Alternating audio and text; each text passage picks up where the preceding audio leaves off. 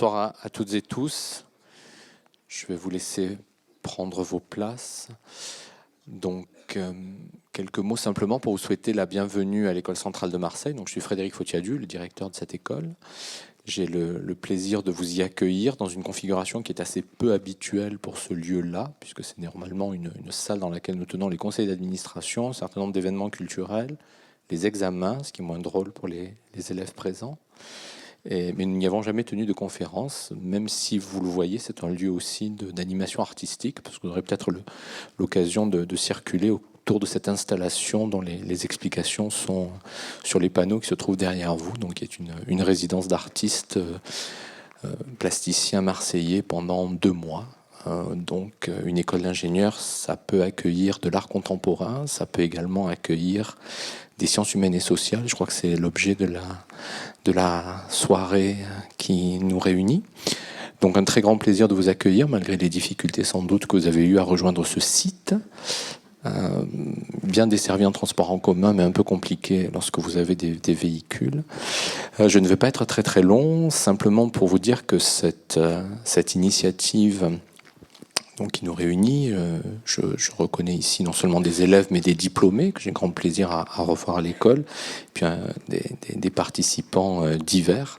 Et c'est aussi notre ambition que de pouvoir réunir dans ce lieu de formation d'ingénieurs. Nous sommes une école d'ingénieurs, très ouverte sur la cité, ouverte sur la ville, ouverte sur les questionnements de nos sociétés contemporaines, et ouverte également, au travers de sa formation d'élèves ingénieurs, mais également de partenariats avec, on en parlait tout à l'heure, l'Institut d'études politiques d'Aix-en-Provence, par exemple, sur les sciences humaines et sociales, donc qui sont aujourd'hui une clé nécessaire à la compréhension du monde qui est le nôtre, et nous formons des ingénieurs pour le monde contemporain, donc ouvert sur ces questionnements. Donc on est très heureux de vous y accueillir, et je souhaite que cette soirée soit une totale réussite, dont je ne doute pas quand je vois cette assistance nourrie, fournie.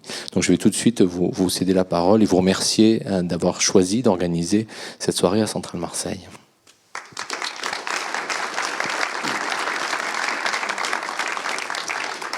Merci infiniment, monsieur le directeur, de nous accueillir dans cette très belle salle d'examen. Je rassure l'assistance, il n'y aura pas d'examen à l'issue de cette conférence, encore que j'espère évidemment que vous en retirerez beaucoup de choses. Alors plus sérieusement, quelques mots très rapides aussi, pour pas prendre trop de temps sur le cœur de cette soirée. Quelques mots sur le collège de Méditerranée pour remettre en perspective la conférence de ce soir.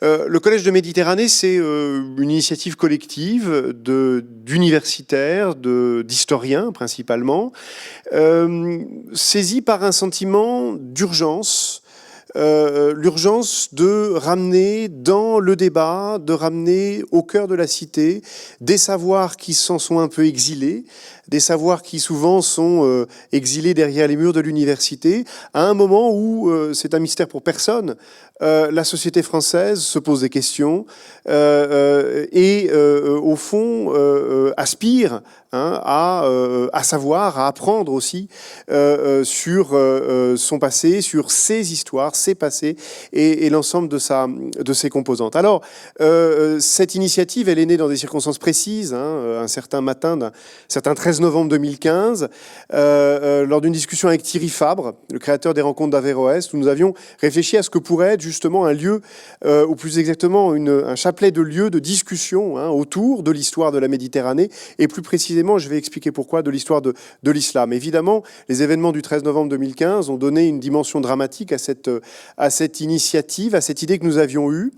Et si je mentionne cette discussion, c'est tout simplement parce que le Collège de Méditerranée est une initiative portée sur les épaules d'Averroès, portée sur les épaules des rencontres d'Averroès, qui nous permettent très largement de mettre en œuvre ce cycle de conférences. Et je remercie encore une fois Thierry Fabre de sa présence ce soir.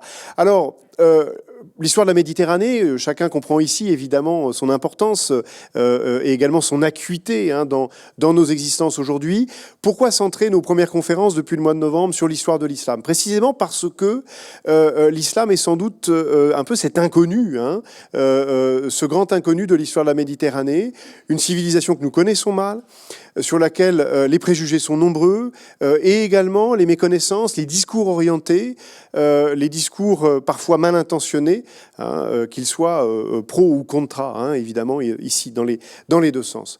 L'idée de ce collège de Méditerranée, c'est de permettre à des historiens qui consacrent leur journée, leur vie entière, hein, à des recherches parfois très savantes, et bien précisément de sortir un peu de ce cercle savant et de rencontrer un public qu'ils ou elles n'ont pas toujours ou pas assez, hein, l'occasion, l'habitude de rencontrer. Voilà donc l'objet de ce collège de Méditerranée dont nous sommes heureux ce soir d'avoir la quatrième conférence. 2 autres conférences sont programmées encore d'ici la fin de l'année universitaire. Au mois d'avril, le 27 avril, à l'Affranchi, une conférence qui portera sur façonner la cité, les souverains et la ville en islam. Et puis le vendredi 26 mai, à la bibliothèque de l'Alcazar et dans le cadre du festival Oh les beaux jours, une conférence sur la naissance de la philosophie arabe, titrée « Réinventer les Grecs ». Alors, vous voyez ici les villes, la philosophie. Pourquoi ramener ça au mot islam? Et je vais finir juste par quelques petites considérations sur ce mot. Islam, évidemment, quand nous entendons ce mot, nous pensons immédiatement à la religion musulmane. Et de religion, il sera question ce soir, parce que c'est évidemment au cœur de la conférence de ce soir. Mais ce qu'on oublie souvent, c'est que derrière ou dessous cette religion, il y a toute une histoire très longue, plus d'1 millénaire d'histoire, qui n'a pas seulement concerné la religion, mais qui a concerné un monde tout entier, des sociétés diverses, des cultures, des peuples divers. De la même manière, par exemple, que dans l'histoire de l'Europe, on distingue le christianisme, la religion et la chrétienté, c'est-à-dire la civilisation, la société dans son ensemble, qui était façonnée très largement par cette religion. Eh bien, c'est la même chose pour l'islam, et c'est pour ça que l'on parlera pas seulement de religion, mais aussi de faits de sociétés divers. Ce soir, il sera tout de même précisément question de religion, ou plus exactement d'ailleurs du soufisme. Je ne dévoile pas le sujet de ce soir. Je veux juste très rapidement introduire le conférencier de ce soir, Giuseppe Cecere de l'université de Bologne.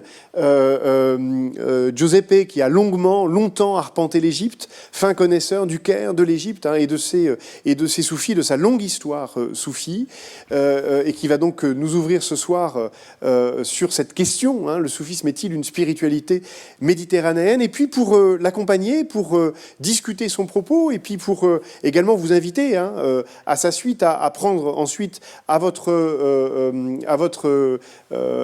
tour je dirais l'initiative des questions.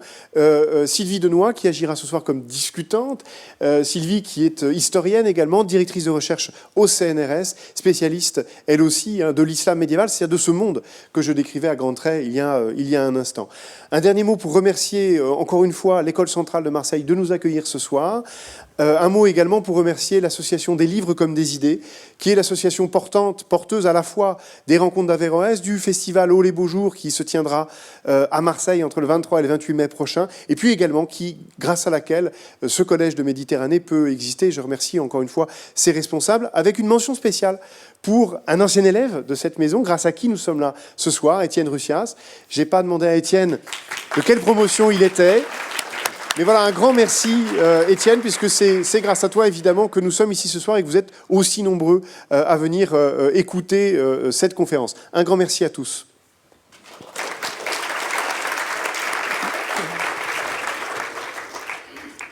Alors nous aussi, nous voulons remercier à la fois les amis de l'association des livres comme des idées, Julien Loiseau qui a co-organisé le Collège de la Méditerranée. Alors les sciences humaines dans la cité aujourd'hui, c'est l'École centrale de Marseille. Merci à l'École centrale et à son directeur de nous y accueillir. Donc on est très content d'être ici. Et merci à Étienne, bien sûr, d'avoir fait ce qu'il fallait pour ça. Merci à Giuseppe Cecere, qui vient donc de Bologne, la plus ancienne université d'Europe, dit-on, alma mater. Donc Giuseppe fait l'effort de parler en français. D'ailleurs, c'est pas un très grand effort parce qu'il est un très bon francophone et aussi un francophile. Et il a appris le français en côtoyant des chercheurs français, notamment au Caire, puisqu'il était accueilli à l'IFAO, qui était une autre école, une école d'archéologie et d'histoire qui est au Caire et qui promeut les sciences humaines aussi. Donc, merci à Giuseppe. Alors, ce soir, nous devons nous préoccuper de vous faire passer un savoir. Et c'est ça, les sciences humaines dans la cité. Et la question, c'est, qu'est-ce que le soufisme? Alors, qu'est-ce que c'est que cette pratique que les musulmans mystiques, c'est-à-dire des gens qui ont une relation directe avec Dieu et qui ne passent pas par la médiation d'un clergé ou d'une église. Donc, qu'est-ce que c'est que cette pratique mystique qu'ont les musulmans? Et c'est un petit peu difficile d'y répondre, c'est un petit peu complexe, parce que beaucoup de gens pratiquent le soufisme. Donc, on ne peut pas dire il y a une classe sociale, un groupe social, un pays. Tous les pays musulmans pratiquent, qu'ils soient sunnites ou chiites, on va surtout parler du sunnisme parce qu'on connaît mieux, pratiquent le soufisme, ont des pratiques soufis. Et donc, on va commencer par essayer de vous parler de pratiques de gens très différents. Ça peut être des urbains comme des ruraux, ça peut être des lettrés comme des illettrés, ça peut être des jeunes comme des vieux, ça peut être donc... Ce sont des pratiques interclasses, intergénérationnelles, interpays, qui réunissent beaucoup de gens du monde musulman, mais pas tout le monde. Parfois, le soufisme est considéré, et dans certaines périodes, particulièrement, le soufisme est considéré par les ulama, par le corps des savants musulmans, comme une pratique un peu déviante. Et puis parfois, les ulama pratiquent aussi eux-mêmes le soufisme. Donc, c'est une pratique mouvante dans l'histoire. Et ce qu'on va essayer de faire, c'est vous transmettre la connaissance qu'on a. Alors, nous allons vous la transmettre en tant qu'historien. Giuseppe est historien, moi aussi. L'histoire, être historien, c'est un métier. Donc, qui consiste à rassembler des corpus, à les critiquer, à sortir la substantifique moelle de la réalité des sociétés grâce à la lecture des textes qu'on rassemble. Et donc, nous allons essayer de vous transmettre, par ce travail d'historien et en tant qu'historien, ce que c'est que cette pratique mystique des musulmans. Bon, merci. Alors, avant de commencer, moi aussi, j'ai des remerciements à faire, c'est-à-dire je partage tous les remerciements que Sylvie a fait, mais je dois aussi dire un gros merci à Sylvie parce que c'est elle qui m'a accueilli au Caire en tant que directrice des études il y a quelques années. Donc c'est aussi des retrouvailles aujourd'hui avec plusieurs personnes qui sont dans la salle. Et d'abord, bon, qu'est-ce que le soufisme? La question, comme Sylvie vous a déjà montré, n'est pas de ces questions qui admettent une réponse univoque, claire et simple. Et toutefois, on peut partir d'une définition simple qui est largement acceptée aussi bien dans le monde musulman que dans les universités, disons, et la tradition des académies européennes et occidentales. C'est-à-dire que le soufisme est normalement défini comme la dimension mystique ou l'ensemble plutôt des dimensions mystiques de l'islam.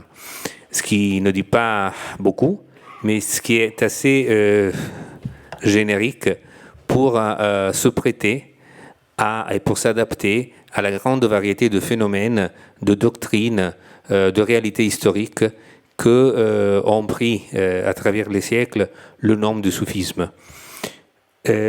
Mais comme le soufisme est quelque chose qui traverse l'histoire de l'islam, on peut dire depuis le début, du moins selon les représentations des soufis, le soufisme commence à l'époque même du prophète Mohammed et arrive jusqu'à aujourd'hui. Peut-être la façon moins difficile de l'aborder, c'est de partir de quelques exemples d'aujourd'hui et petit à petit, au fur et à mesure, essayer de revenir aux racines possibles et analyser quelques développements historiques. Donc, là, j'ai un autre remerciement à faire parce que pour commencer notre conversation, aujourd'hui, nous allons montrer quelques images, un tout petit extrait d'un film qui a été réalisé par Blas Gimeno Rebelles, qui est un réalisateur et vidéo-artiste qu'on a beaucoup côtoyé au Caire. On avait commencé par aller visiter des confréries et il était censé faire un travail tout simplement de documentation, d'enregistrer les interviews et tout ça. Et après, il a été tellement épris par le sujet qu'il a produit un ouvrage artistique sur cela. Et cet ouvrage va être présenté d'ici quelques jours, le 14 avril, toujours à Marseille. Mais il a accepté quand même qu'on puisse montrer un tout petit extrait dans cette soirée. Donc les images que nous allons voir ont été filmées à la fin de 2010, peu de temps avant la révolution égyptienne ou ce qu'on a appelé le printemps arabe, dans une mosquée de Mohandessine, qui est l'un des quartiers centraux du Caire. La mosquée est gérée, cette mosquée, par une confrérie soufie qui est l'une des plus répandues en Égypte, la Hamidiyya Shadhiliyya, et qui fait partie d'une famille soufie qui remonte en ligne droite au XIIIe siècle et qui a eu sa naissance entre la Tunisie et l'Égypte justement vers 1250-1260 et qui après s'est ouverte, disons, a produit plusieurs branches. L'une de ces branches, donc, c'est la Hamidiyya Shadhiliyya, et nous allons voir une cérémonie qui est assez typique de cette confrérie, et après on va dire de quoi il s'agit.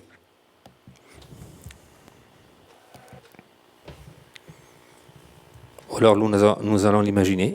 Non, on va y arriver, C'est là le...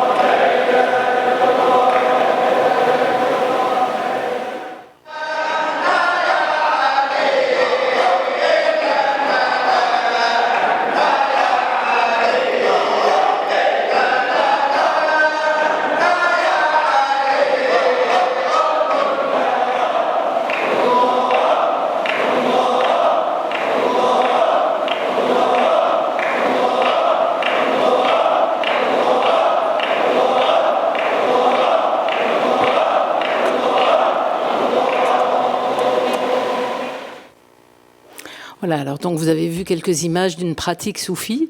Donc déjà, rien qu'avec ces images, vous avez vu des gens de générations différentes. Vous avez vu qu'ils n'étaient pas tous habillés de la même façon. Donc vous pouvez imaginer qu'ils sont de milieux différents. Donc ça, c'est une seule voix, une seule tariq soufi, un petit extrait. Donc vous pouvez imaginer que sur plusieurs tariq, sur différentes contrées, puisqu'on a, comme on vous l'a dit, des voix soufis et des pratiques soufis dans différents pays du monde musulman. Donc vous pouvez imaginer la diversité des pratiques. Mais voilà quelque chose qui peut permettre de donner une définition du soufisme et une première approche. Oui, merci. En fait, déjà, on voit assez clairement, je crois, qu'il n'y a pas d'uniforme dans ce groupe et que, parce que les soufis ne sont pas ni une catégorie sociale distinguée, séparée du reste de la société, ni, pour ainsi dire, un ordre monastique ou quelque chose que puisse rassembler à un ordre monastique. Les soufis sont des pratiquants, sont des gens qui ont une certaine pratique qui est liée forcément à des élaborations doctrinales, mais ils essayent de vivre cette dimension mystique dans le quotidien. Donc là, c'est un aspect qui est important, disons, prendre en compte depuis le début de notre colloque. Mais de quoi il s'agit? Qu'est-ce que nous venons de voir dans cette salle de prière de la mosquée de la Hamidiyya Shadhiliyya à Mohandessine? En fait, il s'agit d'une cérémonie qu'on appelle dhikr. Et peut-être que plusieurs des intervenants connaissent déjà qu'est-ce que le dhikr, mais juste un petit mot. Le mot en soi, étymologiquement, veut dire mention, remémoration, souvenir. Et dans le langage technique soufi, il désigne une pratique de remémoration et invocation de Dieu qui est censée permettre aux pratiquants de se libérer d'une certaine façon de sa partie égotique individuelle et d'aller plus proche de Dieu dans sa prière. Le dhikr a une dimension, comme vous l'avez vu, collective, mais il a aussi une dimension individuelle. Donc il y a des formules de dhikr qui sont liées à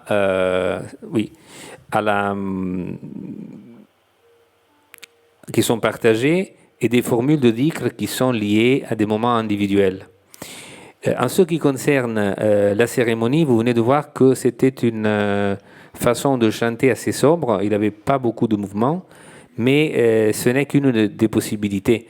En fait, le zikr peut comporter aussi de la musique, des instruments musicaux, des mouvements très poussés et même de la danse. Et nous allons voir maintenant, nous voyons un derviche tourneur.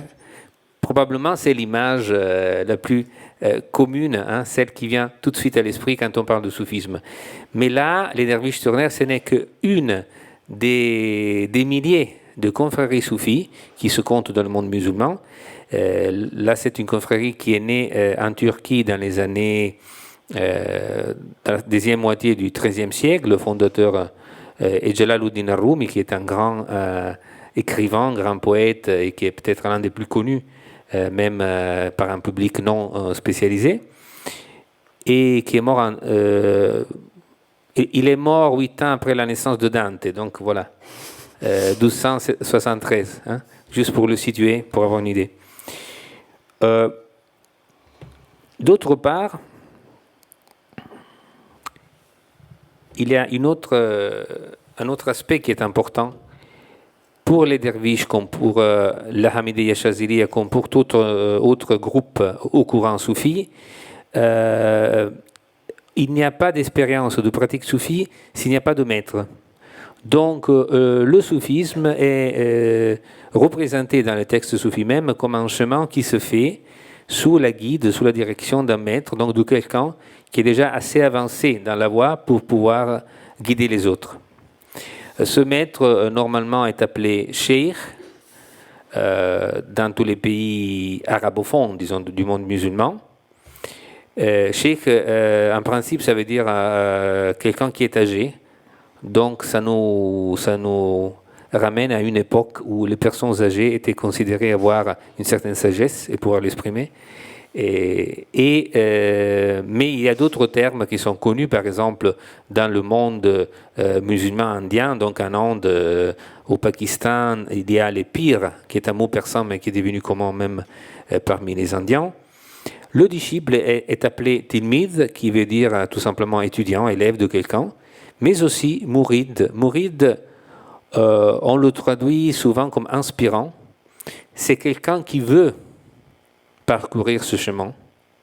Et dans ce cas-là, le cheikh est souvent appelé le mourad, celui qui est l'objet de cette volonté, mais ça n'empêche pas que le vrai mourad, c'est toujours Dieu. Parce que le cheikh n'est pas vu comme un personnage qui soit à vénérer en soi, mais juste en lien avec Dieu. Après, ce qui se passe dans la pratique et dans l'histoire, c'est autre chose, mais ça, c'est un peu la théorie générale.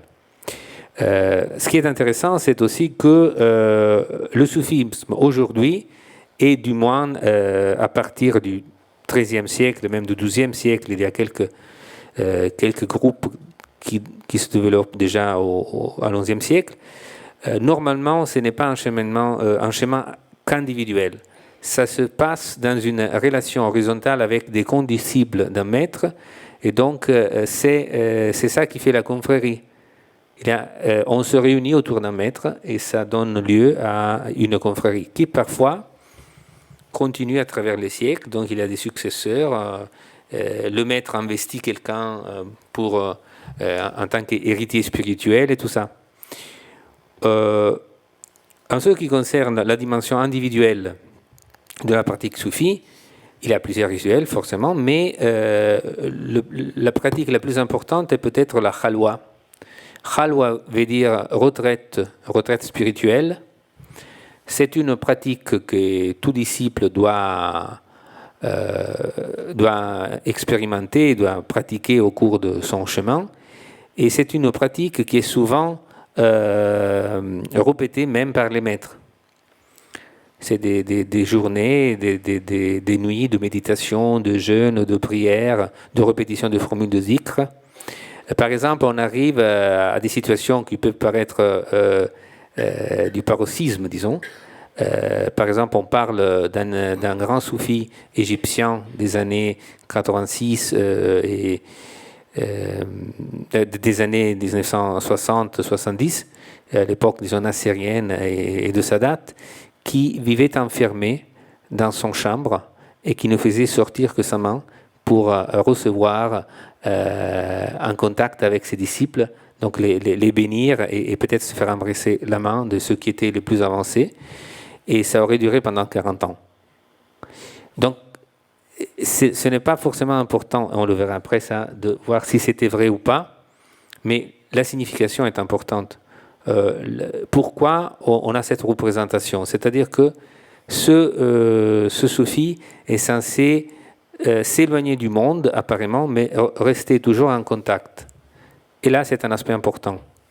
Un autre aspect important de la khalwa, c'est que pour les soufis, c'est une façon de se rattacher directement à l'exemple du prophète de l'islam, Mohammed, parce qu'en effet, dans la tradition musulmane en tant que telle, disons dans l'historiographie officielle de l'islam, Mohammed est devenu prophète et messager, donc a reçu le Coran et les premières révélations à partir de ces périodes de retraite spirituelle dans une cave sur une montagne près de la Mecque, Al-Hira. Donc, les soufis essayent de montrer que leur pratique trouve une légitimation directe dans l'exemple du prophète, qui, comme vous le savez, dans l'islam est considéré un modèle même normatif, c'est-à-dire que les choses qu'il a fait, qu'il a dit, qu'il a pensé sont censées être une source de la jurisprudence et du droit musulman. Donc vous avez probablement maintenant vu quelques aspects du soufisme dans les pratiques. Alors, on n'a pas parlé du mot soufisme, et peut-être qu'on pourrait dire ce que signifie ce mot. Pourquoi le mot soufi? Oui, là aussi, il n'y a pas de réponse. Non, c'est-à-dire, ce que le mot signifie historiquement, c'est assez facile à dire. C'est-à-dire, c'est un courant de spiritualité musulmane qui, dans les premiers siècles, dans les tout premiers siècles après l'Hégire, donc du 1er au 3e, 4e siècle, s'est imposé sur les autres courants et qui est devenu synonyme de tout ce qui est mystique, spiritualité dans l'islam. Avant, il y avait plusieurs noms et plusieurs formes d'expériences mystiques et ascétiques dans l'islam. Mais son étymologie, son origine ne fait pas l'unanimité, ni parmi les soufis même, ni parmi les chercheurs et les savants. En fait, du point de vue morphologique, l'étymologie la plus probable est la première qu'on a marquée, souf. Souf veut dire laine. Et ça remonte au fait que les premiers soufis, ou même les précurseurs du soufisme, sont représentés comme des ascètes, qui souvent s'habillaient en laine, parce qu'à l'époque, la laine était un tissu bon marché, relativement bon marché, et pas confortable du tout, alors que le prophète, normalement, préférait la soie. Et ça a donné lieu aussi, dans les 2 premiers siècles de l'époque musulmane, à des controverses sur la licéité ou moins de s'habiller comme ça, parce que c'était plutôt les moines chrétiens qui habitaient dans différentes contrées du monde musulman à s'habiller en laine. De l'autre côté, il y a le mot safa, qui vient d'une racine similaire à celle de souf, mais qui étymologiquement, disons, n'est pas probable comme explication. Mais c'est une explication idéologique importante. La plupart des soufis, dans les textes du Moyen-Âge, disent que l'origine du mot n'est pas dans le souf, mais dans le safa, dans la pureté. Pourquoi? Parce qu'ils veulent insister sur le fait que, bon, il y a des pratiques, il y a même des pratiques vestimentaires dans certaines traditions, dans certains courants, mais le plus important, c'est l'intériorité de l'être humain. En fait, le soufisme se voit et se veut comme la dimension intérieure de l'islam. Il utilise pour cela un hadith, l'un des dictons ou des dits attribués au prophète Mohammed, selon lequel chaque chose a un zahir et un batin, c'est-à-dire chaque chose a une dimension extérieure et une dimension intérieure, et les deux sont forcément en correspondance. Et après, on a voulu marquer des hypothèses étymologiques qui font remonter le mot soufi, pas d'une racine arabe, mais d'une racine, pour ainsi dire, étrangère, mais toujours méditerranéenne. Sophia, donc le mot de la sagesse, de la connaissance, de la science en grec. Sophé, qui veut dire quelqu'un qui regarde et qui a une capacité de vision en hébreu. Et après, il y a un autre mot arabe. Et vous allez voir pourquoi on a choisi cet ordre de présentation. Donc, le premier mot, le grec, Sophia, c'est une hypothèse qui a circulé au cours du 19e siècle surtout, parce que le premier chercheur, le premier savant orientaliste, disons, qui s'occupait du soufisme, le considérait comme une forme de philosophie mystique. Et donc ils se sont dit, voilà, c'est une théosophia ou une philosophia des Persans, des Arabes et tout ça. Mais c'est une hypothèse que personne désormais ne supporte plus, disons, ne soutient plus. Et Sophé, c'est plus nouveau, c'est plus récent. Et ça est lié à la dimension qu'on vient d'évoquer au tout début de cette conversation et qu'on va reprendre après, du contact interreligieux, parce que pas mal de pratiques soufis se sont développées en situation de contact entre des ascètes ou des mystiques musulmans et des rabbins mystiques juifs, aussi bien au 9e siècle à Bagdad et au 13e siècle en Égypte au Caire. Mais à l'époque, au XIIIe siècle, on est sûr que c'était les soufis qui ont directement inspiré les pratiques juives. Par contre, pour ceux qui naissent de Bagdad, il y a forcément plusieurs hypothèses. Donc, quelqu'un pense qu'il y a aussi des contacts de ce genre. C'est quand même difficile à imaginer que ce soit vraiment la vraie racine, parce que soufi tient toujours le place de choix. Mais c'est important de dire qu'on a pu dire ça, parce que si on a pu dire ça, il y a quelque chose derrière. Donc il y a des réalités de contact, mais ça n'explique pas vraiment l'origine du mot. C'est comme pour le mot safa. Il y a une idéologie de la pureté qui est plus importante peut-être des pratiques vestimentaires.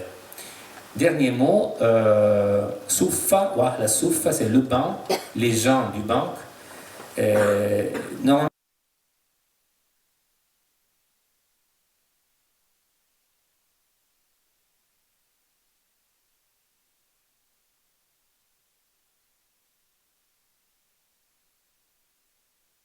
la plupart de leur temps assis sur un banc dans la mosquée du prophète à Médine, en méditation, en prière, et donc dans des pratiques que les soufis ont vues après comme, disons, la préhistoire de leurs propres pratiques. Donc on a vu quelques pratiques, on a vu le mot lui-même. Alors, il ne faudrait pas penser qu'on voudrait vous présenter quelque chose de totalement irénique, de totalement angélique. Le soufisme a aussi été lié, parce qu'il y avait des organisations humaines, des organisations politiques, a aussi été lié au djihad. Et donc, on va vous parler un tout petit peu de l'aspect djihad du soufisme. Et voilà, en fait, en disant que le prophète et les compagnons du prophète sont présentés par les soufis à partir du XIIIe et IVe siècle comme étant les modèles du soufisme même, qu'est-ce qu'on est en train de dire? On est en train de dire que la dimension spirituelle et celle pratique, y compris la dimension juridique, la dimension militaire et tout ça, sont reliées, sont présentées comme étant reliées. Et par exemple, nous avons choisi une image qui évoque une confrérie bien connue, qui est la Sanousiyya, qui est devenue célèbre en Europe à l'époque des combats pour l'indépendance de la Libye, surtout contre les Italiens. Mais on pourrait penser que c'est quelque chose de nouveau, c'est-à-dire des soufis qui sont aussi des combattants. Ça peut paraître un contresens, parce que nous sommes habitués aux derviches tourneurs, à une image des soufis qui sont toujours les plus tolérants, les plus ouverts. Alors il y a cette dimension d'ouverture, comme il y a cette dimension d'ouverture dans d'autres courants de l'islam qui ne sont pas soufis. Mais en même temps, il y a cette dimension du jihad.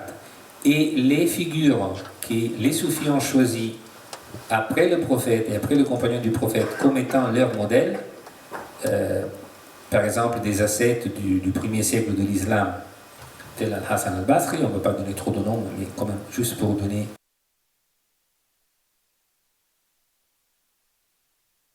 des personnages qui sont présentés comme ayant été des ascètes.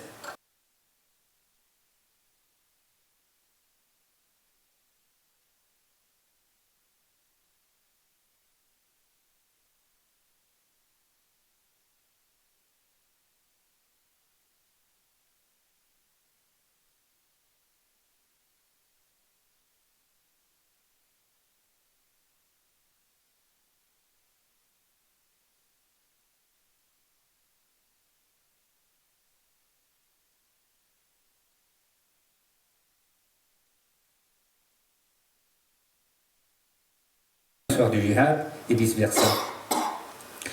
Donc il a fallu qu'il y ait un livre de Michael Bonner dans les années 80, à la fin des années 80, qui s'est occupé de l'histoire du jihad, mais qui a réalisé que les mêmes auteurs qui ont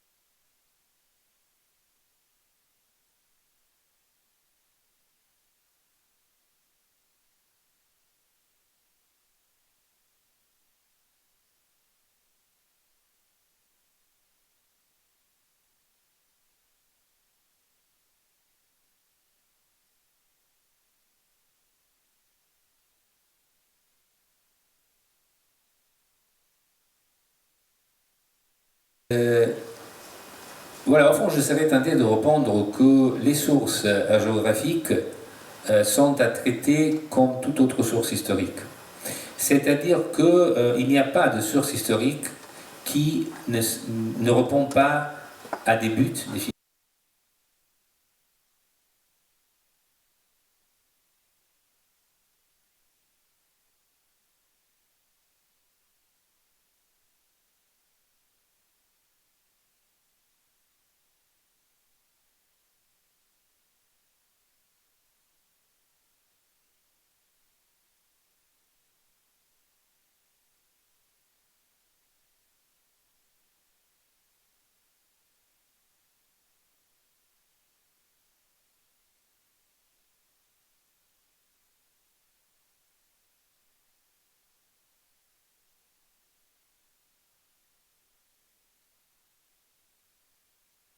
Envoyé à l'humanité. Est-ce qu'après, il peut y avoir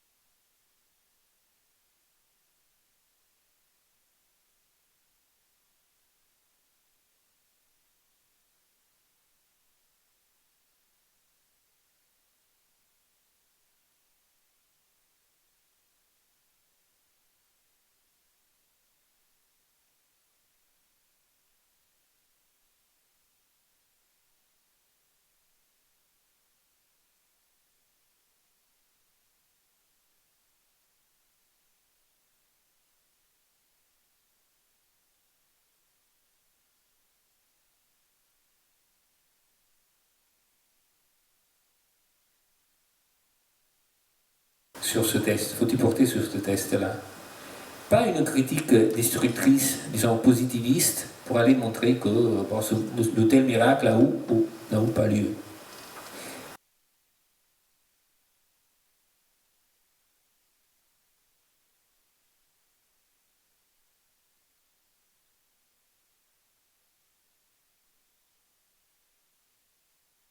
Choses de la telle manière. Après, bon, il y a une dimension personnelle, individuelle, on peut y croire, pas croire, mais en tant qu'historien, il faut rester au-delà de la ligne, disons, du mystère. Donc,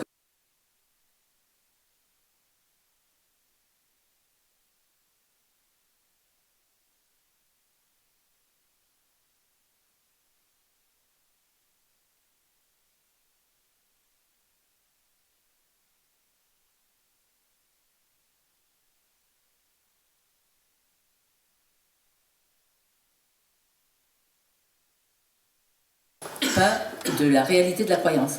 Donc tous ces textes ont fait l'objet d'éditions, parfois des éditions grand public, on va dire de l'édition dévote, et puis parfois il y a tout un travail de philologie très important à faire par des savants.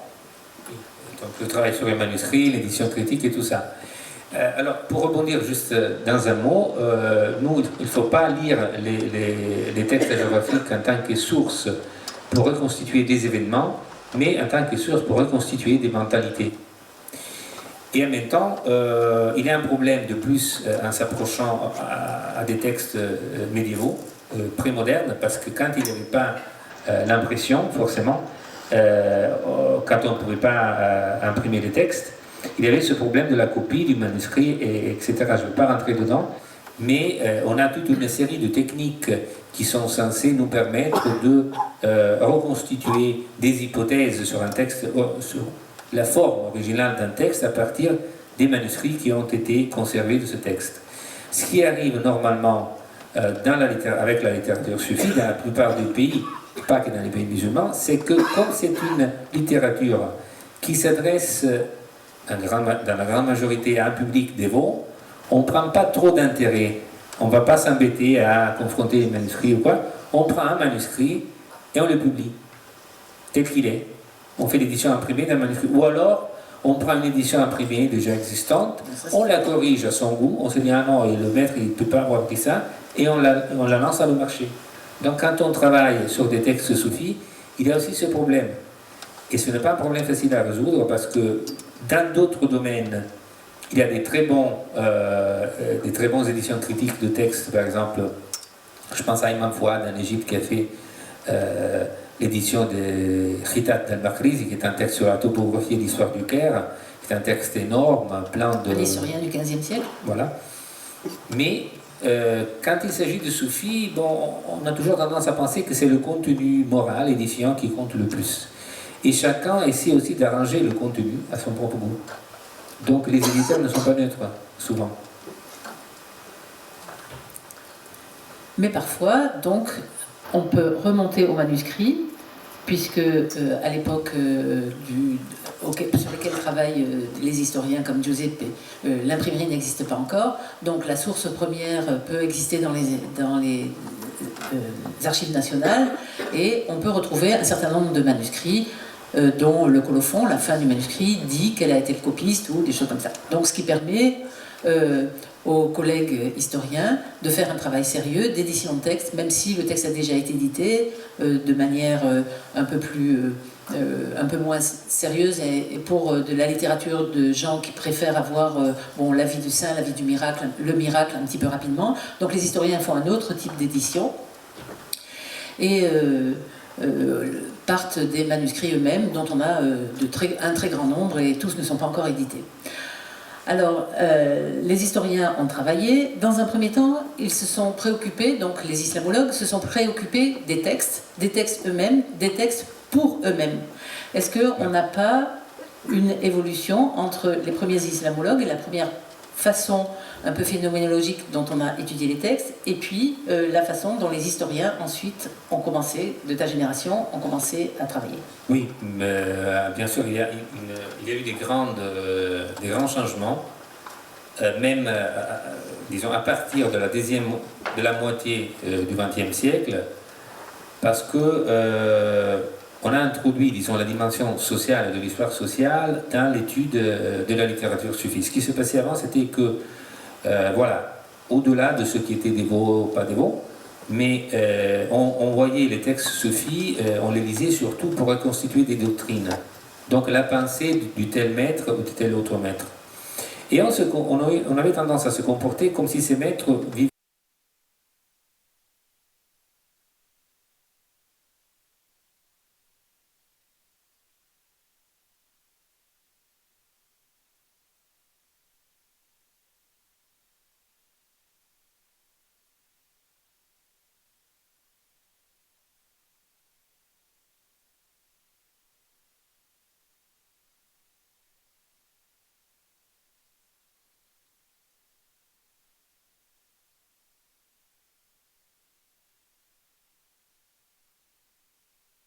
Doit beaucoup, mais vraiment beaucoup, à un historien, un grand historien français que vous connaissez bien, je crois, il s'agit de Jean-Claude Garçon, et surtout à une étude qu'il a réalisée en 19...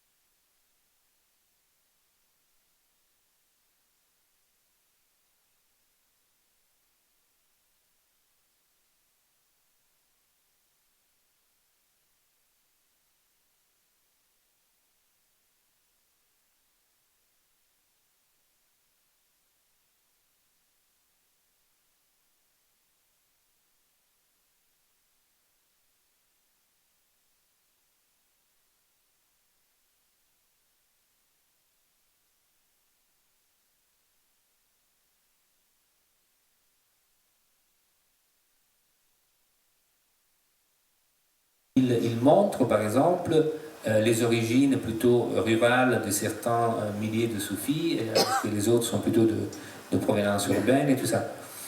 Mais à partir des études de Garçon, il a eu beaucoup de développement dans ce sens, et on a pris en compte aussi des méthodes nouvelles, parce qu'un grand problème, une grande limite des historiens de l'islam médiéval, en général des sociétés médiévales et pas médiévales, même modernes, jusqu'aux années 80-90, c'était qu'on avait tendance à se représenter la société comme étant formée par des blocs sociaux pré-constitués. Donc on se disait... Des classes sociales. Des classes sociales, alors les ouvriers, les fonctionnaires, ou pour l'Égypte, on pensait les juristes, les grands ulamas, les émirs mamelouks, les grands marchands, les petits artisans, les gens du peuple et tout ça. Et là, par exemple, cette catégorisation, qui est une catégorisation a priori, a montré toutes ses limites. Et à partir d'une époque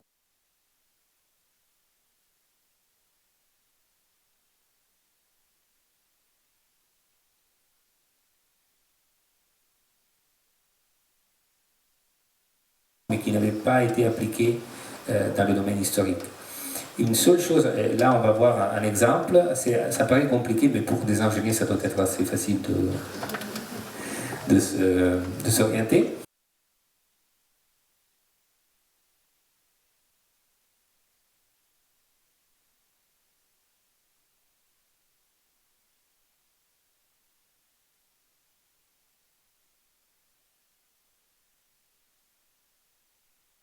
Mal à les placer.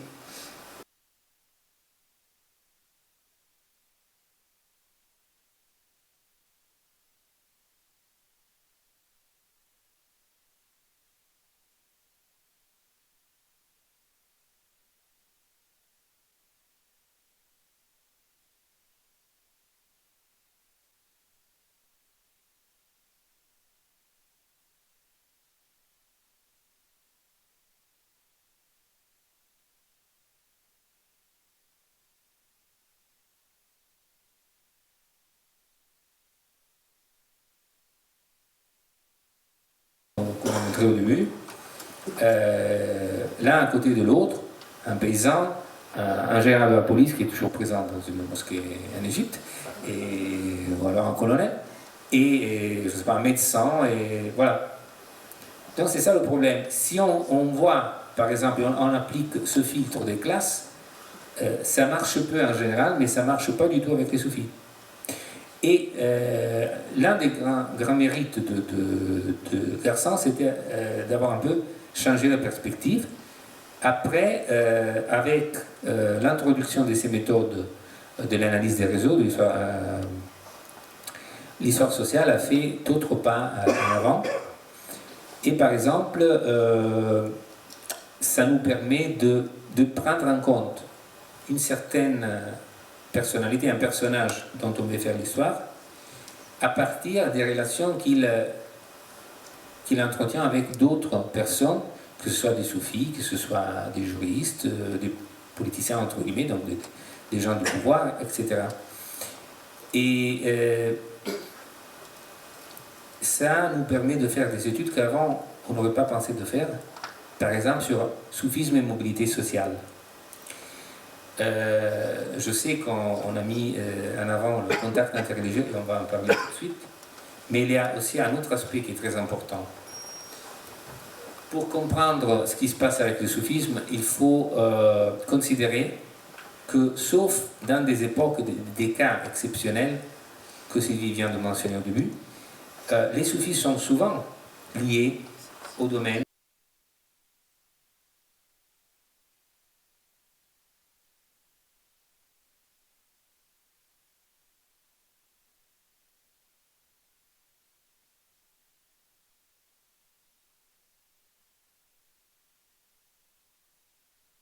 le prince et qui fait la différence, disons, entre le juste et l'injuste à partir forcément de sa connaissance de la jurisprudence.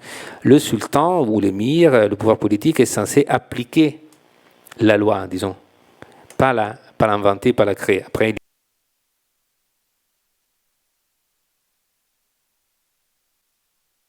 de la vie sociale devrait être réglée selon la jurisprudence musulmane, qui est une jurisprudence religieuse.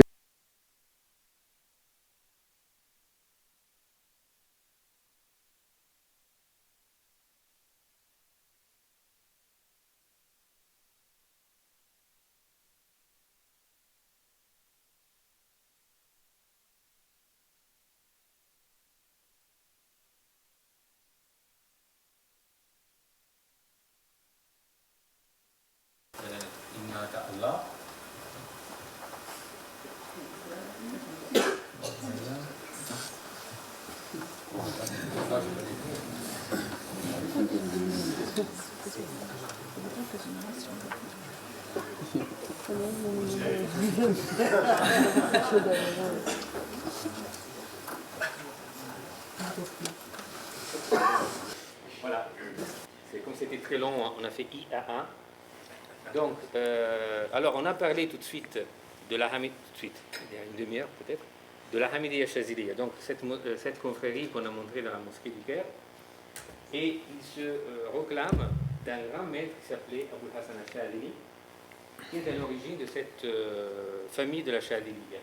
L'un des plus grands auteurs et théoriciens de la Chadiliya, c'était un disciple d'un disciple sollicité, qui s'appelait Ibn Atallah. Et lui, il a écrit beaucoup. Il est devenu un peu le théoricien du soufisme entre 13e et 14e siècle en Égypte. Et après, il est devenu très célèbre. Ses textes font toujours l'objet d'études un peu partout dans le monde musulman. Et lui, qu'est-ce qu'il dit? Il dit, je suis né dans un milieu de juristes. Mon grand-père était contre le soufi.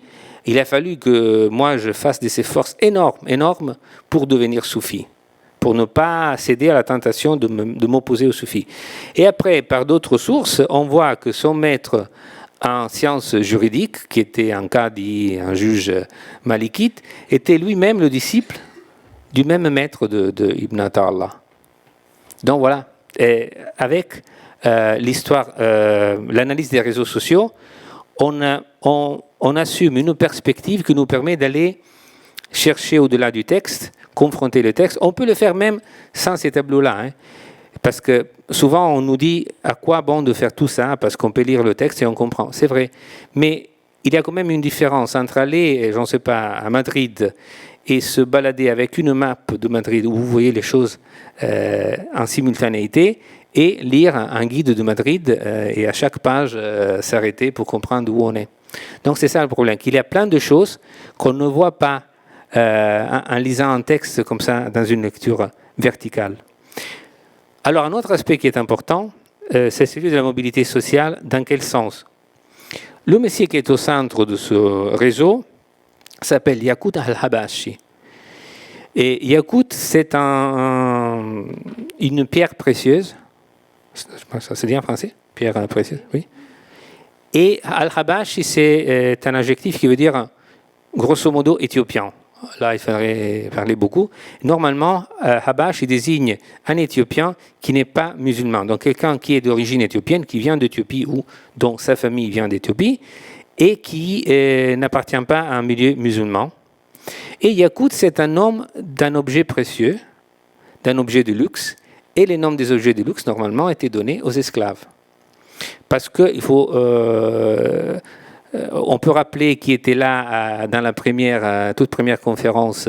Julien Loiseau a bien mentionné l'importance de l'esclavage, même comme source de contact interculturel, hein, même si ce n'est pas sur un pied d'égalité, dans le monde médiéval, sur tous les côtés de la Méditerranée et même dans le monde arabe.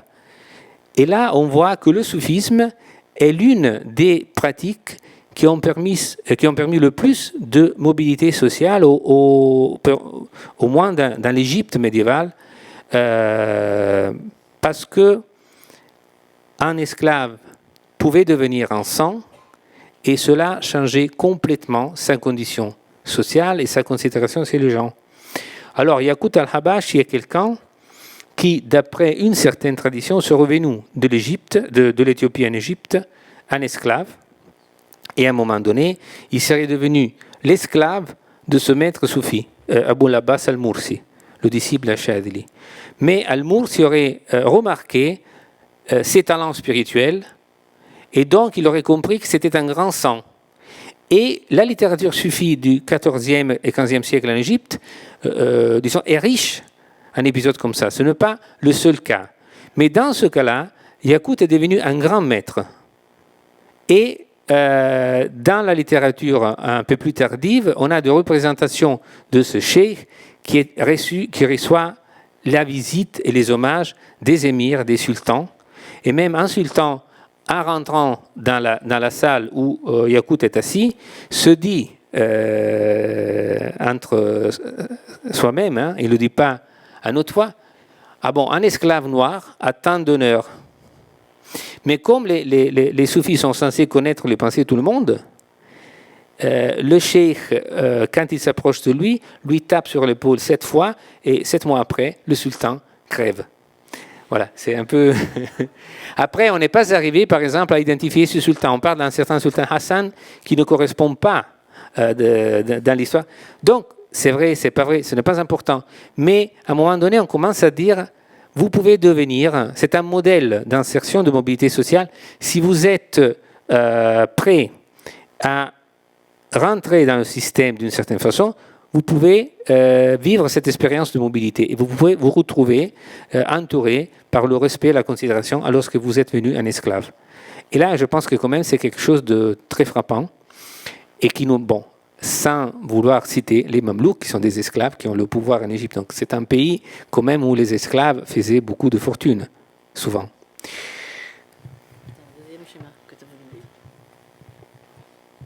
Après, qu'est-ce qu'on dit? Non. On parle du contrat religieux peut-être parce que...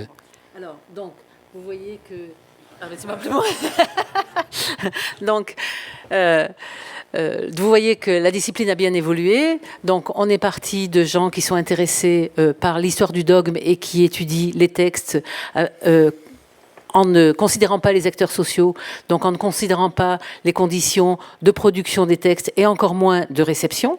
Puis, on a un tournant d'histoire sociale qui nous montre que, voilà, il y a une insertion sociale des producteurs de textes et des gens qui travaillent dans ces réseaux, dans ce milieu-là. Puis, on passe à l'étude des soufis en réseau. Ils peuvent avoir des parents, des grands-parents, des esclaves, des collègues, des gens. On peut aussi étudier dans la question des réseaux sociaux les amitiés et les inimitiés, les situations de hiérarchie. Donc, c'est quelque chose qui fait avancer la discipline. Alors, les réseaux sociaux, c'est évidemment ne pas considérer les gens dans un petit groupe avec des frontières. Comme on le sait, les frontières sont poreuses, et comme on le sait aussi, le monde musulman médiéval est plein non seulement de musulmans, mais aussi de non-musulmans, à savoir des chrétiens et des juifs. Donc, actuellement en Égypte, par exemple, il reste encore à peu près 10 ou 12% de chrétiens, 10 ou 12% de la population qui sont chrétiens, les Coptes, et ceux qui sont allés en Égypte savent bien que les Coptes et les musulmans se fréquentent. C'est-à-dire qu'il n'y a pas un endroit où il y a des ghettos, où il y aurait que des gens d'une confession, et puis un grand mur, et on ne sort que à la nuit tombée, ou quand la nuit, au contraire, ou au jour arrivé, ou des choses comme ça. Donc, les situations de mixité confessionnelle étaient la norme dans le monde musulman médiéval. Et donc, si on veut étudier le monde des soufis, il faut aussi les étudier dans le cadre de cette mixité-là. Et ça a été quelque chose qui a été fait par un petit groupe de recherche, dont Giuseppe Cecere. Le livre, d'ailleurs, est ici, mais il est aussi, j'ai vu, en vente sur la table. Donc, ne vous privez pas si vous êtes intéressé, vous pouvez l'acheter. Donc, l'idée, c'est comment regarder une société dans son ensemble. Une société, ce sont différents groupes sociaux qui communiquent entre eux. Alors, sur l'entrée soufisme, sur l'entrée mystique, est-ce qu'il est possible de regarder la façon dont les gens peuvent s'inter-influencer, ou bien la façon dont il y a des frontières absolument impénétrables entre les groupes? Oui, en fait, c'est l'autre grande dimension qui est importante dans l'histoire des spiritualités, de voir si et comment on a eu des contacts. Et forcément, déjà, il y a des situations de contact. Alors, le fait de prendre en compte la perspective de l'histoire sociale permet, par exemple, de passer d'une comparaison plus ou moins phénoménologique entre le fait qu'on prie d'une certaine manière, d'une certaine autre manière, tout ça, et donc d'imaginer qu'il pourrait y avoir une influence, une inter-influence, etc., de passer de ça, qui est souvent assez stérile ou quand même difficile à démontrer, au contact entre les personnes, qui étaient des chrétiens, des juifs, des musulmans, mais qui ne vivaient pas dans des compounds séparés, comme Sylvie vient de le dire. Donc, là aussi, l'analyse de réseau serait très importante. Il est vrai qu'il y a une difficulté majeure parce que les textes hagiographiques, normalement, ne sont pas généreux en termes d'informations sur les contacts interreligieux. Sauf si ce n'est dans le cas d'un contact qui se termine par une conversion à l'une ou l'autre de ces religions. Parce que normalement, le texte hagiographique, c'est un texte édifiant, donc c'est un texte qui doit donner des modèles. Et le modèle, c'est qu'il faut convertir les autres pendant tout le Moyen-Âge. Mais il y a parfois des petites anecdotes ou quelques traces d'une possibilité différente d'interaction. Et si on peut, je ne sais pas si on peut revenir à l'arrière. Je pense que oui, dans le PowerPoint. Parce que, attends, non. Si on revient, oui, voilà, à celui-là. Parce que c'est toujours le même personnage, pour ne pas trop donner de nom. Alors, le maître dont on vient de parler, qui est au centre à nous, Abul Hassan al-Shadhili, qui a été le fondateur ou le maître éponyme, celui qui a donné son nom à la Shadhiliya, a été l'objet de deux biographies importantes, les deux premières biographies connues, de la part de ce même Ibn Attallah qu'on vient de mentionner, écrite vers 1300, un peu avant 1309, parce qu'il est mort en 309, là c'est la date de l'hégire qui correspond à 1309 chrétien, et aussi de Ibn Sabbar c'est un homme que vous voyez là-haut, qui était un disciple de la Chaziliya, mais du côté maghrébin, et qui est venu en Égypte, en Tunisie, pour recueillir des informations sur Achadili. La façon où les contacts avec les autres confessions religieuses de la part d'Achadili sont présentés dans les deux biographies ne sont pas tout à fait identiques. C'est-à-dire que dans les deux cas, bon, l'aspect qui prévaut est celui de la conversion et du fait qu'il faut être en dessous des autres, d'une certaine façon, et que les autres même reconnaissent la sainteté d'un saint musulman. Mais il y a des différences. Je voudrais juste évoquer 2 épisodes parce que je pense qu'on va aller vers la conclusion. Mais Ibn as-Sabbar, le biographe tunisien, il nous rapporte une histoire selon laquelle Achad il aurait envoyé un disciple à la plage, sur une plage qui était une plage où l'on pratiquait la pêche, pour acheter du poisson. Le capitaine du navire sort, rentre dans la mer pour pêcher. C'est un trait de mer qui normalement est très riche, mais il essaie de pêcher, mais il n'y arrive pas. Donc il rentre avec les réseaux, disons, non, les fils vides. Les filets vides. Et là, forcément, le disciple du cheikh va le voir et lui dit: écoute, mais au nom de qui tu as péché? Il dit au nom d'un sang chrétien dont lui était dévot. Et il dit non, il faut essayer à nouveau, mais tu le feras au nom du cheikh, avec sa baraka, sa bénédiction, et tu vas voir ce qui va se passer. Et bien sûr, il lance les filets, il rentre avec plein de poissons. Déjà, leur premier coup de théâtre. Deuxième coup de théâtre. Parmi ceux qui veulent acheter du poisson, il y a quelqu'un qui est défini comme un juif. On ne sait pas si c'est un marchand ou un autre, son activité. Qui voit un très beau poisson, il voudrait l'acheter, le plus beau poisson. Mais le disciple de ce cheikh Achad, il dit au capitaine du navire: écoute, moi, voilà, le miracle s'est fait au nom du cheikh, il faudrait que tu me donnes le plus beau poisson à moi pour que je l'apporte au cheikh. Et donc le capitaine dit: ouais, désolé, effectivement vous avez raison, il donne ça en cadeau au disciple. Le disciple va voir le cheikh qui voit tout, le reproche très durement, il lui dit: tu ne sais pas que ce juif-là, sa femme est enceinte et qu'elle a besoin de poisson, et aujourd'hui, s'il ne va pas avoir ce poisson, il pourrait avoir des problèmes. Donc, tu vas tout de suite redonner le poisson à celui qui voulait l'acheter. Donc, il le donne en cadeau. À ce point-là, face à la pêche miraculeuse, face à la générosité du cheikh et tout ça, le capitaine et tous ces hommes qui étaient chrétiens se convertissent à l'islam, et aussi le juif, sa femme, peut-être aussi, l'enfant qui va naître aussi, il va devenir musulman. Donc voilà, là c'est une forme gentille de conversion. Parfois il y a d'autres récits un peu plus durs, mais c'est toujours la générosité amène à la conversion.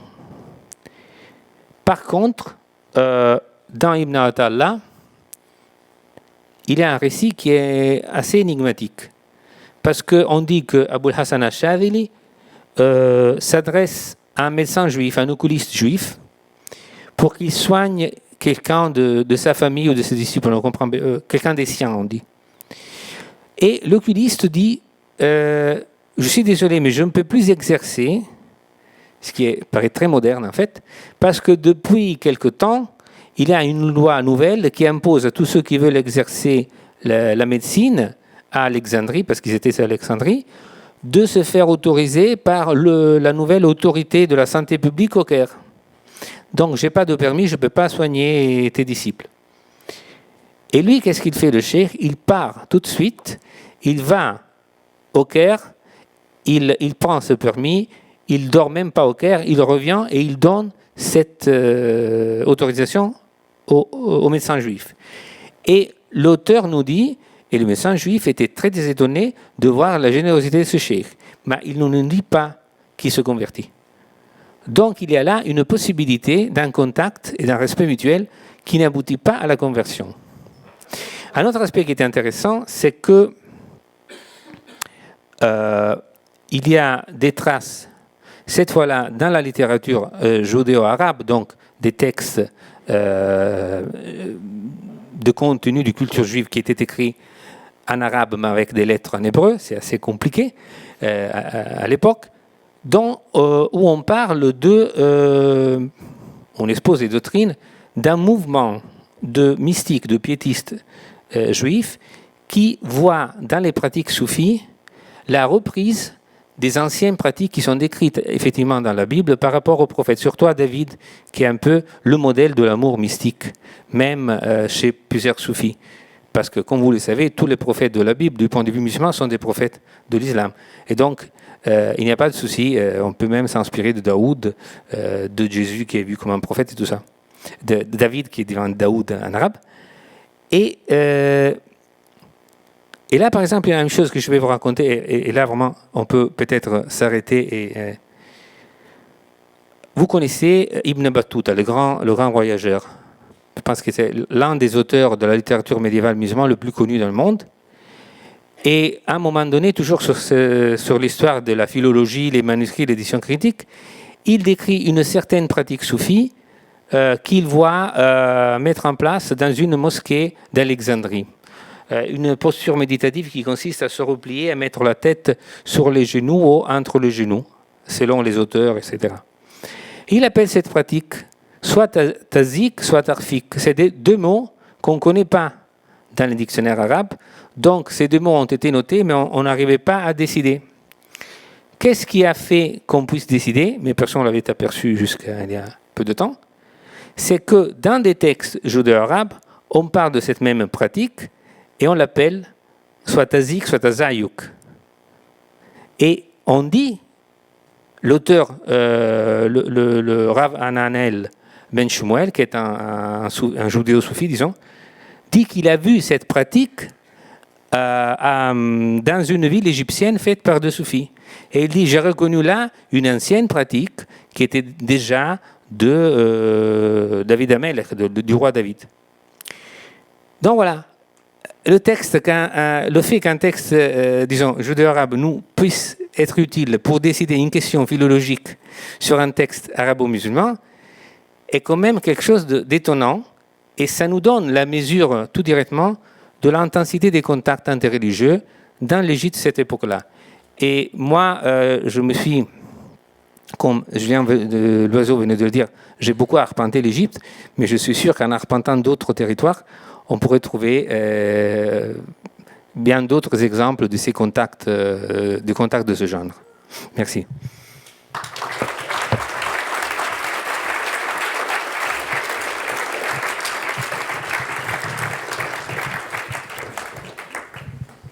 Bonsoir à tous. Ça va être le moment des questions. On va ouvrir le débat avec les conférenciers. Merci Giuseppe Cecere et Sylvie Denoy pour cette conférence passionnante et éclairante. Juste avant de commencer le passage de micro, je vais transmettre la parole à Ilias, qui est un étudiant de Centrale et le président du Bureau des Arts et qui souhaitait vous dire un petit mot. Bonsoir à tous. Voilà, j'aimerais dans un premier temps remercier tous ceux qui étaient présents ici, notamment les représentants des livres comme des idées pour cette conférence très instructive. Voilà, merci beaucoup. Par la même occasion, j'aimerais remercier aussi le staff administratif de Centrale, notamment Monsieur Fautiadu, qui se sont déplacés pour assister à cette conférence, donc au même titre que les étudiants, que les centraliens. Donc merci beaucoup, merci d'être venus. Voilà. Donc cette conférence, elle s'inscrit en fait dans la mission du Bureau des Arts, qui est vraiment de promouvoir la culture au sein de l'associatif centralien.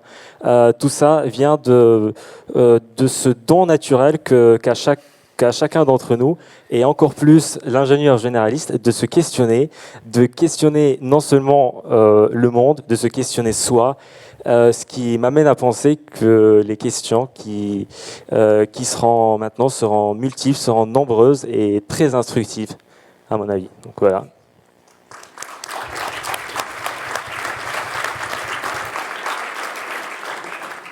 Une première question ?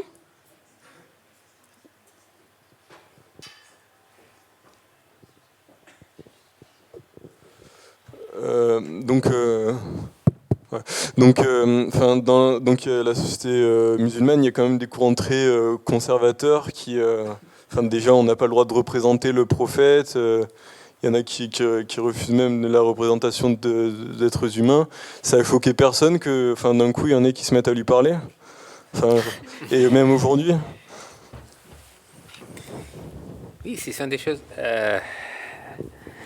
Là, c'est une belle question. Oui, ça peut. Alors, déjà, le fait qu'on puisse pas représenter le prophète dans le sens de l'image ne veut pas forcément dire qu'il ait une attitude conservatrice, parce que en plus, personne ne sait comment il était.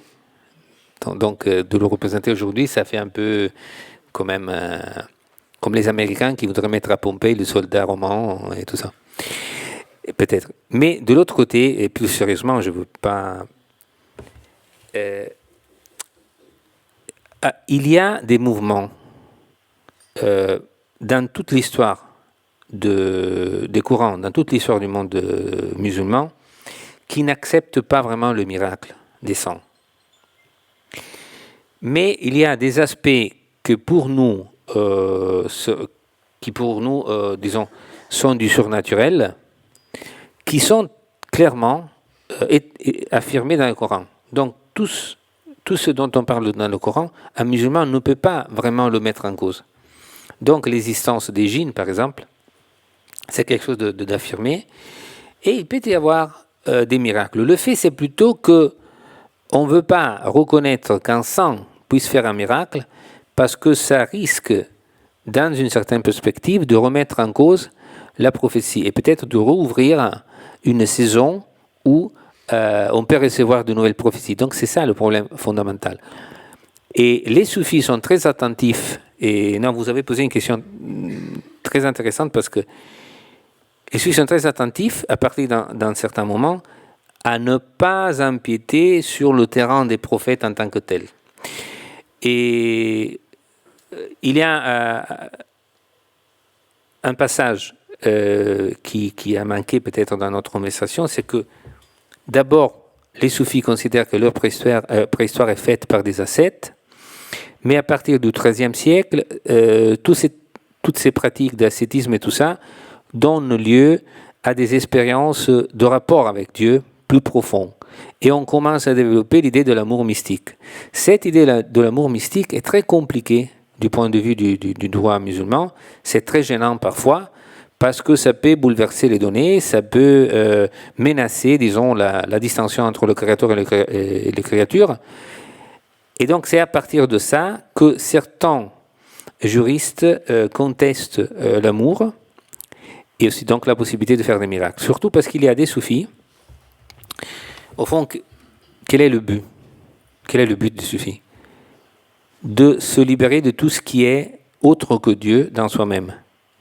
C'est-à-dire, dans la majorité des courants, même théologiques musulmans, l'être humain a été créé par Dieu, mais même ses actes ont été créés par Dieu. Il n'y a que Dieu qui agisse librement dans le monde, parce que s'il y avait une autre volonté totalement libre et donc capable de s'opposer à la volonté de Dieu, ça ferait, disons, ça serait incompatible avec l'omnipuissance de Dieu. Donc si Dieu est omnipotent, nous sommes des manifestations de Dieu. Et cette idée est très développée dans tous les courants soufis. À partir de ce moment, on peut même arriver à voir qu'en moi, la seule chose qui existe réellement, ce n'est que Dieu. C'est comme si un rayon de soleil disait « moi c'est le soleil ». Mais pas dans le sens que je suis tout le soleil, mais je suis rien d'autre que le soleil. Parce que s'il n'y avait pas de soleil, il n'y avait pas de rayon. Et une vague de la mer peut dire « je suis la mer ».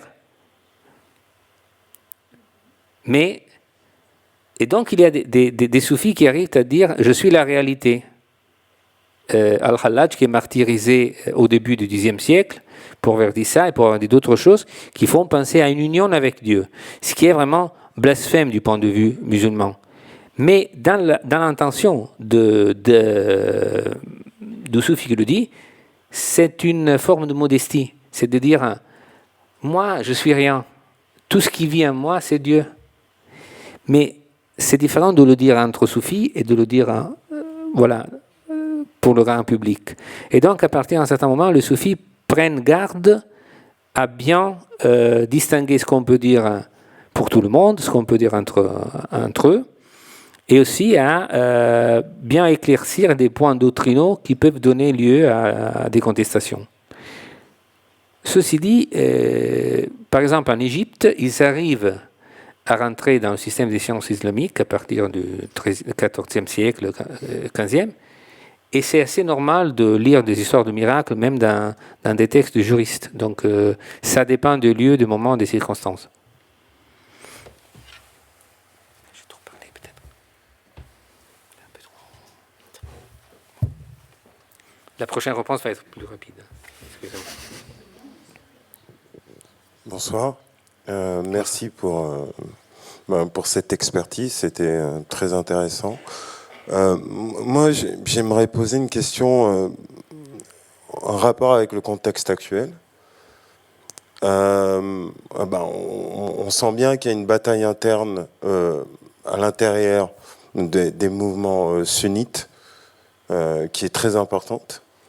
À côté de ça, il y a le chiisme aussi qui est en gestation et en montée en puissance avec l'Iran, le Hezbollah et les A aussi plus au sud. Quid du soufisme, au fait, par rapport à tous ces mouvements? Où se situe cette mouvance-là dans cette reconfiguration de la pensée religieuse musulmane? Ça, c'est la première question. Et la deuxième question, c'est plus une remarque.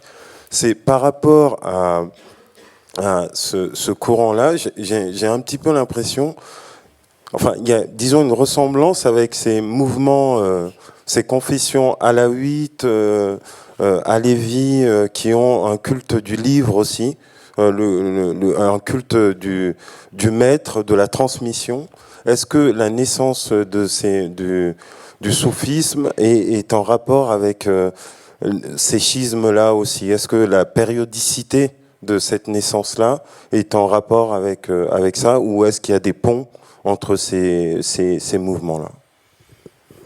Voilà, peut-être on peut partir de la première question et après on revient à celle-là qui est plus technique, et donc sinon on va s'élargir trop peut-être.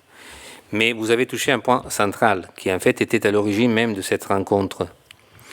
Et après je ne sais pas si Sylvie veut ajouter quelque chose, mais de ma part, pour ce qui concerne le soufisme aujourd'hui, alors tout ce qu'on vient de dire, le soufi, ils sont tous des pacifistes et tout ça, est vrai. Mais il est vrai aussi que à partir d'un certain moment, et surtout dans certains territoires, comme par exemple en Égypte et au Maroc, ou en Tunisie, les soufis, la plupart des confréries soufis se sont caractérisés par une attitude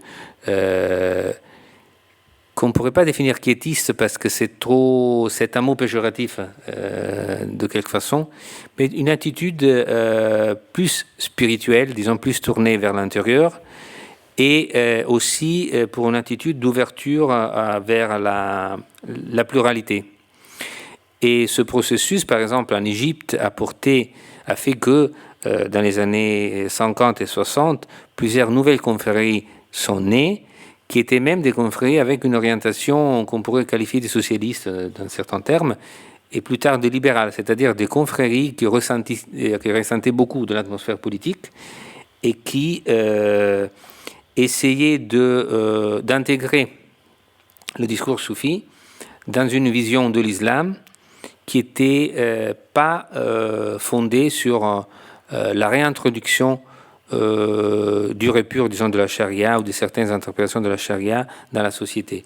Les soufis égyptiens, par exemple, disent oui, la charia, c'est quelque chose à qui il faut arriver. Il faut d'abord implanter une justice sociale, un système, pour faire en sorte qu'on puisse après donner des punitions selon la charia, par exemple. Mais au-delà de ça, les soufis ont été globalement opposés en Égypte aux intégristes et à un mouvement qui est très puissant, qui est très répandu, qui est celui des frères musulmans, et aussi aux salafistes. Or, forcément, les salafistes et les frères ne sont pas forcément des terroristes. Il ne faut pas mélanger les deux choses. Mais quand même, ce sont des mouvements qui ont une interprétation, pour le dire rapidement, beaucoup plus stricte, disons. Et donc, les soufis ont joué le rôle de cette ouverture vers la modernité, pas seulement vers la pluralité de la société. Et lors, par exemple, des révolutions arabes, dans plusieurs pays, dont l'Égypte, il y a eu des moments où les tombeaux soufis, les sanctuaires, tout ça, ont fait l'objet d'attaques et de vandalisation de la part de certains groupes intégristes. En même temps, une fois, par exemple, que le frère musulman ont élu le candidat des frères musulmans a été élu président, les soufis se sont dit qu'il fallait commencer à construire un dialogue avec les frères, et donc ils ont pensé que le dénominateur commun serait la lutte contre le matérialisme. Et après, bon, c'était plus nécessaire à partir d'un moment pour d'autres raisons, donc ils sont revenus sur leur position, ils ont plus cherché beaucoup de dialogue. Alors, je vais juste rajouter un tout petit point. Vous avez dit que le chiisme était en gestation. Le chiisme n'est pas du tout en gestation. Le chiisme existe depuis pratiquement les débuts de l'islam. Donc c'est un schisme qui existe depuis la mort du prophète, puisque certains voulaient qu'il y ait un successeur Ali. Donc, chiisme, étymologiquement, ça veut dire Shi'at Ali, c'est-à-dire le parti de Ali. Et le chiisme existe massivement dans tout le monde musulman et n'est pas du tout en gestation. Par exemple, une grande partie de l'Irak est chiite, tout l'Iran est chiite. Donc, le chiisme n'est pas en gestation. Après, c'est une autre question. Je pense que c'est un mauvais terme de ma part. Ah, d'accord. Je ne voulais pas dire gestation, je voulais dire qu'il y a un questionnement dans l'islam aujourd'hui qui est D'accord, j'ai cru que vous disiez ça, et donc voilà, c'est juste pour que la salle ne pense pas qu'on est au début du chiisme, qu'il y a quelque chose. Et l'autre chose que je voulais dire, c'est, nous, la représentation qu'on se fait de l'islam quand on est en Occident, c'est plutôt ce que les gouvernants du monde musulman expriment. C'est-à-dire que on a plutôt l'impression, Giuseppe et moi, nous sommes des historiens, et avec nos collègues sociologues, nous, on voit les gens. Donc, on étudie les gens qui pratiquent l'islam. Et c'est pas du tout la même chose de se représenter l'islam via les gens et de se représenter l'islam via les gouvernants des pays du monde musulman. Donc, vos questions, elles avaient plutôt à voir, surtout la vôtre, avec les gouvernants du monde musulman. Et donc, la représentation que vous faites de l'islam, elle a à voir avec les politiques. Donc, c'est un niveau et une échelle assez macro. Et nous, ce qui nous intéresse, comme historiens, comme sociologues, comme anthropologues, c'est les pratiques des gens. Donc, c'est à un niveau beaucoup plus micro. Et les deux visions qu'on peut se faire de l'islam ne se superposent pas tellement. Voilà, c'est juste ça que je... Oui, merci d'avoir fait cette précision qui est très importante. Pour en revenir juste une seconde à la deuxième question, c'est très difficile de... C'est-à-dire, il ne faut pas idolâtrer, disons, les auto-représentations des soufis, mais tous les personnages qui sont insérés dans le, si vous me passez le terme, le panthéon, donc le soufi, sont des soufis sunnites, sont des sunnites normalement, sauf Ja'far al-Sadiq, qui est un imam chiite, qui est important parce qu'il a développé des méthodes d'interprétation allégorique du Coran. Mais en tous les cas, les soufis sunnites sont très attentifs à ce que ces interprétations allégoriques ne priment pas sur l'interprétation littérale. Donc, si par exemple on dit les filles qui ne sont pas mariées, on ne peut pas les montrer aux gens qui ne sont pas de la famille, qui ne sont pas dignes, les soufis ont tendance à voir ça aussi comme l'indication que le sang ne doit pas se montrer, ne doit pas se révéler à ceux qui ne sont pas dignes de le voir. Mais ça n'annule pas la norme, disons, l'aspect normatif qui est contenu dans le verset du Coran. Donc, c'est juste un exemple comme ça pour dire, ils ont plusieurs niveaux de lecture, mais toujours, ils insistent sur la compatibilité et la soumission à la loi. Et donc, il y a plusieurs schismes, mais c'est très difficile à imaginer que ça puisse dériver de la Shia ou d'autres courants qui sont développés normalement plus tard. Bonsoir et merci pour vos lumières. avec toute la distanciation nécessaire, ne peut-on envisager un certain parallélisme entre, d'une part, islam et soufisme, et d'autre part, franc-maçonnerie et chrétienté? Et le soufisme, c'est quoi, le Front National ou les chrétientés? Non, je ne connais pas grand-chose à la franc-maçonnerie, mais il ne me semble pas que ce soit un mouvement issu de la chrétienté. Or, le soufisme est un mouvement la issu du franc-maçonnerie. franc-maçonnerie. Alors, nous, il a entendu compris le Front franc-national. National. Non, je pense que nous n'avons pas les mêmes sources. non, l'accent italien... pardon. J'ai un accent même quand j'écoute, donc parfois... Donc, moi, je ne suis pas spécialiste de la franc-maçonnerie, mais il ne me semble pas que la franc-maçonnerie se revendique comme quelque chose qui est un courant ou une pratique de la chrétienté. Donc, je ne vois pas très bien le rapport. Il peut y avoir des francs-maçons qui ne soient pas chrétiens où le rapport n'est pas direct. Enfin, ce n'est pas ma spécialité, la franc-maçonnerie, mais je ne le vois pas tellement, quoi. Le rapport entre... Ah bah, écoutez, je fais référence à un des plus grands penseurs maçonniques, donc Joseph de Maistre, pour qui la franc-maçonnerie était l'ésotérisme de la chrétienté quand les églises en sont l'exotérisme. Non, mais alors, entre l'ésotérisme et l'exotérisme, c'est vrai qu'il y a une lecture soufie qui permet d'entrer dans le sens batin, le sens interne, donc le Coran. Giuseppe l'a dit tout à l'heure, donc il y a une lecture première, Zahir, et puis il y a une lecture interne, on va dire, batin, pour traduire littéralement, à l'intérieur du ventre, qui permet une herméneutique du Coran qui se révèle, et des textes sacrés qui ne se révèlent pas à première lecture. Donc, de ce point de vue, vous pouvez faire la comparaison. Effectivement, il y a un ésotérisme, mais dans les textes, plus que dans les pratiques, dans un sens. Donc, voilà, si on veut aller vers penser qu'il y a un ésotérisme de l'islam et qu'il est dans le soufisme, on peut le dire, mais voilà, la comparaison, je la sens pas tellement bien, mais je connais pas du tout la franc-maçonnerie, je suis désolée. Alors, c'est pas ma spécialité du tout, donc peut-être je réponds pas très bien. D'accord. Alors, oui. Historiquement, la franc-maçonnerie naît en milieu anglais d'une volonté de dialogue entre protestants et catholiques. C'est dans les franc-maçonneries françaises que la laïcité s'affirme et qu'il y a un éloignement, une rupture avec la religion et les religions constituées. La question, je pense, est intéressante, en particulier pour vraiment l'histoire la plus ancienne de la franc-maçonnerie. Puis quand même, il y a ce caractère initiatique. Et au fond, dans nos sociétés qui ont perdu, peut-être d'ailleurs à juste titre, le sens de l'initiation. Mais on a plein d'initiations. Passer une thèse, sortir de Centrale avec un diplôme, entrer dans les grandes écoles, ce sont des rites initiatiques de nos sociétés modernes. Avec des maîtres, avec des épreuves, avec des reconnaissances post-épreuves. Voilà.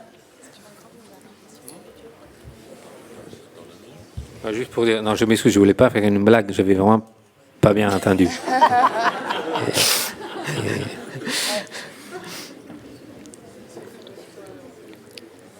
Une dernière question?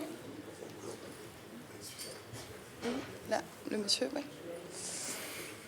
Ah, pardon. Bon. Oui, bien sûr. Ah oui, c'est une très bonne question. En fait, vous avez vu dans les images, par exemple, il n'y avait que de messieurs, disons des hommes. Non, il y a des femmes soufis. Et on commence à en parler surtout à partir du XIIIe siècle, troisième. Et même la plus grande théoricienne, il faudrait dire le plus grand théoricien de l'amour mystique en islam, c'est une femme qui est la sainte Rabia al-Adawiya. Mais normalement, c'est plus difficile de montrer l'existence de confréries féminines. Mais dans le soufisme actuel, il y a même ça. Il y a des pratiques qu'on pourrait qualifier de pratiques séparatistes dans certains groupes. Il y a aussi des pratiques qui sont mixtes, parce que par exemple, nous venons de voir la confrérie Hamidiyya Chadhiliya qui officiellement ne reconnaît que les hommes comme membres et où la prière se fait de façon séparée. Donc les femmes assistent au zikr par derrière un rideau, alors que dans d'autres confréries plus récentes de fondation, ou plus modernes, disons, pour nous entendre, il y a des femmes au centre du rituel du zikr. Par exemple, dans la Jazouliya, dans la Cité des Morts, les femmes sont assises en dessus d'un grand panneau avec la photo du fondateur, qui est mort dans les années 90, et les hommes font le zikr devant les femmes. Donc ils sont en pleine, disons, et les femmes le font un peu, mais de façon beaucoup plus mesurée, en chantant moins fort, en dansant moins, etc. Dans cette confrérie-là. Moi, j'avais juste envie de rajouter un petit détail. Donc, la sainte Rabia al-Adawi, dont parlait Giuseppe, c'est elle qui a donné son nom à la place sur laquelle les frères musulmans étaient assis quand ils se sont fait massacrer par l'armée en août 2013. Donc, c'est pourquoi le signe de ralliement maintenant des islamistes en Égypte, c'est sur les t-shirts, on peut voir ça, parce qu'il y a un jeu de mots entre Rabia et Arba'a, qui veut dire 4. Voilà, donc si vous croisez des gens avec un t-shirt avec 4, c'est pour se rappeler ce massacre où il y a eu entre 800 et 1000 morts grâce au général, désormais maréchal Sissi. Alors, juste avant la dernière question, je vous invite à poursuivre le débat après autour d'un pot, de profiter également de la table de librairie qui a été préparée par notre partenaire L'Odeur du Temps. Et nous vous invitons chaleureusement également à la prochaine conférence qui aura lieu le jeudi 27 avril à 20h à la salle de musique actuelle La Franchie. Merci. Merci. Je pense qu'il y a... Bonsoir. Ah non, il y a encore une. Non, je pense qu'il y a... Alors, j'espère que la question que je vais poser n'a pas eu sa réponse avant. Malheureusement, je suis arrivé un peu en retard. Et c'était pour faire le lien entre le sunnisme et le chiisme, parce que j'ai l'impression que la question du soufisme, donc de cette mystique musulmane, n'a été abordée que dans la partie sunnite, alors que les pratiques mystiques qu'on peut trouver chez les chiites sont aussi des pratiques soufis. Alors, est-ce que le soufisme n'est pas quelque chose qui peut rallier, au-delà de la perception politique et des visions que veulent donner les gouvernants, est-ce que ce n'est pas le point qui peut permettre de réunir sunnites et chiites? Je dis ça parce que dans la mystique sunnite, par exemple, on interprète la phrase où le prophète dit que si je suis la cité de la science, Ali en est la porte, et c'est la porte de la science mystique, et là les sunnites s'y retrouvent, les chiites aussi. Est-ce que justement le soufisme n'est pas le point de ralliement entre sunnites et chiites? Voilà. Alors d'abord, oui, on avait juste fait état très rapidement du fait qu'il y a des soufis même dans le monde chiite. Ceux qui ont lu, par exemple, Persépolis de Marie-Jeanne Satrapi savent bien qu'en Iran, le soufisme était très répandu. Disons que la République islamiste les a pas mal quand même réprimés. Mais en même temps, oui, ce que vous dites, c'est une des possibilités. Mais en effet, nous avons tendance, comme vous le dites bien, à faire trop de confiance au gouvernement. C'est dans le sens que, par exemple, la mosquée d'Al-Azhar, qui n'est pas faite que par des soufis, a déjà dit, et dans plusieurs occasions, à partir déjà dans les années 80, il n'y a pas 4 écoles juridiques dans l'islam, donc les 4 écoles sunnites, mais il y a 8 écoles. Les 4 écoles sunnites et les 4 écoles chiites. Sauf qu'après, bon, il y a aussi une tradition de conflit qui remonte, comme Sylvie Noir venait de le dire, très loin dans le temps, à l'origine même de la question de la succession au prophète Mohammed.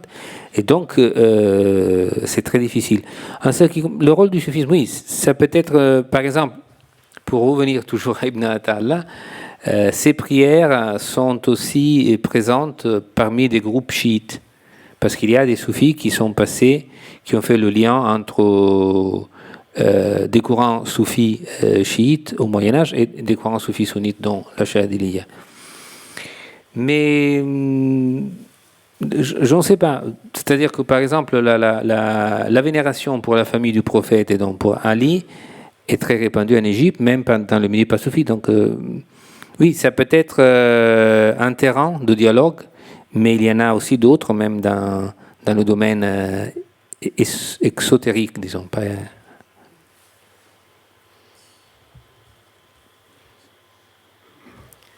Je crois que c'était la dernière question et que nous sommes invités à un pot.